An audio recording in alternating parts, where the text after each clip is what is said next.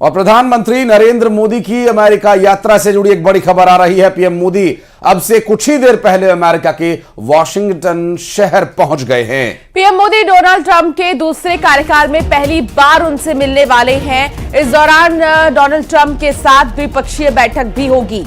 आपको बता दें कि प्रधानमंत्री मोदी की ये अमेरिका यात्रा कई मायनों में अहम है, क्योंकि डोनाल्ड ट्रंप से बातचीत के दौरान व्यापार, अवैध प्रवासी, न्यूक्लियर एनर्जी का मुद्दा सबसे ऊपर रहने वाला है। और ये यात्रा, ये दौरा प्रधानमंत्री का बेहद महत्वपूर्ण है। दोनों ही देशों के बीच द्विपक्षीय संबंधों को लेकर भारत और अमेरिका के रिश्ते और प्रगाढ़ हों और मजबूत हों, इसके लिए बातचीत दोनों ही देशों के राष्ट्राध्यक्षों की आवश्यक है।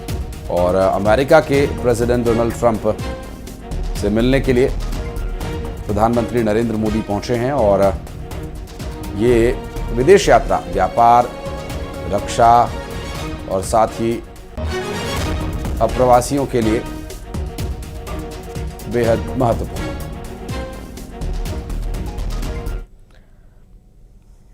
वॉशिंगटन डीसी पहुंचते ही पीएम मोदी का भव्य स्वागत हुआ।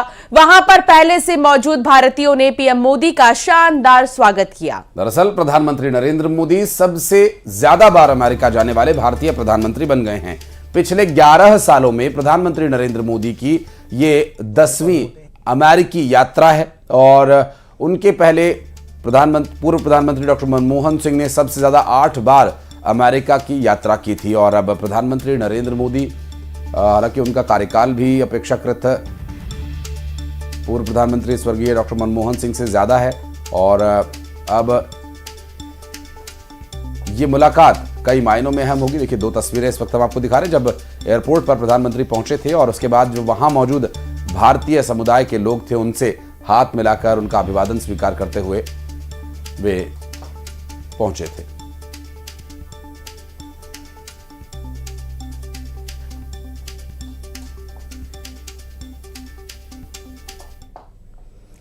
इससे पहले प्रधानमंत्री मोदी फ्रांस में थे। प्रधानमंत्री नरेंद्र मोदी की 2 दिवसीय फ्रांस यात्रा कई महत्वपूर्ण समझौतों और साझेदारियों के साथ संपन्न हुई। और ये 5 तस्वीरों के साथ आपको बता दें कि न्यूक्लियर एनर्जी इनोवेशन के क्षेत्र में दोनों देश सबसे बड़े साझेदार बन गए हैं। और इस यात्रा ने भारत और फ्रांस के बीच रणनीतिक सहयोग को और मजबूती प्रदान की है।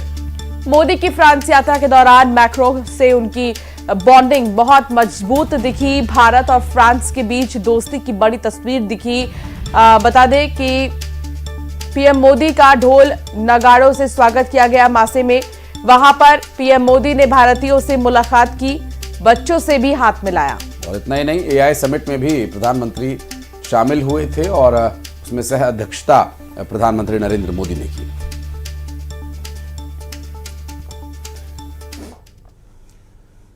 मध्य प्रदेश में 24 और 25 फरवरी को होने वाले ग्लोबल इन्वेस्टमेंट समिट की तैयारियां अब और तेज कर दी गई हैं। मुख्यमंत्री डॉक्टर मोहन यादव इसी क्रम में दिल्ली पहुंचे, जहां उन्होंने उद्योगपतियों से मुलाकात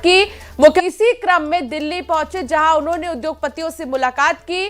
मुख्यमंत्री मोहन यादव ने ग्लोबल इन्वेस्टमेंट समिट के लिए उद्योगपतियों को न्योता दिया। उन्होंने कहा कि भारत 5वीं अर्थव्यवस्था बना और अब तीसरी बनने जा रहा है। इसके पीछे प्रधानमंत्री नरेंद्र मोदी का प्रयास है। किसी भी षड्यंत्र से प्रधानमंत्री नहीं डरते, उद्योग से देश को आगे बढ़ाना है।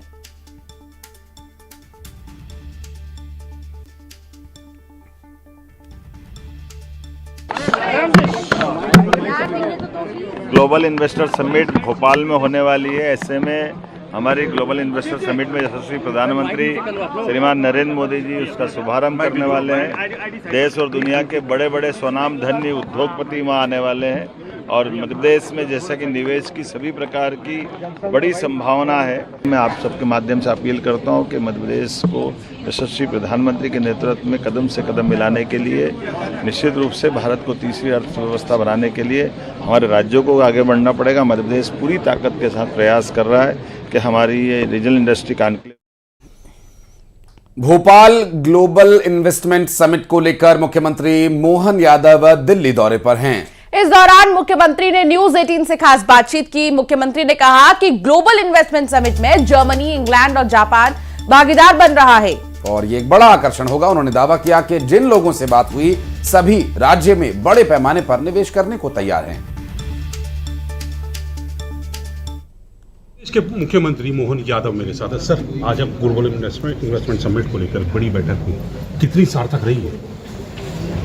जब हमने ग्लोबल इन्वेस्टमेंट की बात कही थी उस समय हमने माना था कि हमारे अभी तक इंडस्ट्री कॉन्क्लेव को सफल बनाए, इसलिए इसकी तैयारी करना चाहिए। और मुझे इस बात का संतोष है कि जब हम सफल बनाने के लिए आगे बढ़े तो हमने जर्मनी, जापान, इंग्लैंड सबके लिए अपनी बात रखी, वो सब पार्टनर बन के आए। ये अपने आप में बड़ा आकर्षण बना और मुझे इस बात का संतोष है कि जिस प्रकार के स्वनाम धन्य बड़े बड़े उद्योगपति जिनसे मेरी बात हो रही है इस कार्यक्रम सब बड़े पैमाने पर इन्वेस्टमेंट करने तैयार है। सर, तो ये मान लिया जाए कि 24-25 के बाद मध्य प्रदेश एक नई इबारत लिखने जा रहा है, रोजगार के नए अवसर, नए उद्योग। देखो, कोई भी राज्य को अगर आगे बढ़ना है तो स्वाभाविक रूप से उसकी अपनी आर्थिक गतिविधि बड़ी होना चाहिए। और जब आर्थिक बड़ी गतिविधि की बात करते हैं तो हमारे सभी प्रकार की सभी इंडस्ट्रियों की संभावनाओं पे सरकार के द्वारा अनुकूलता दिखाना चाहिए।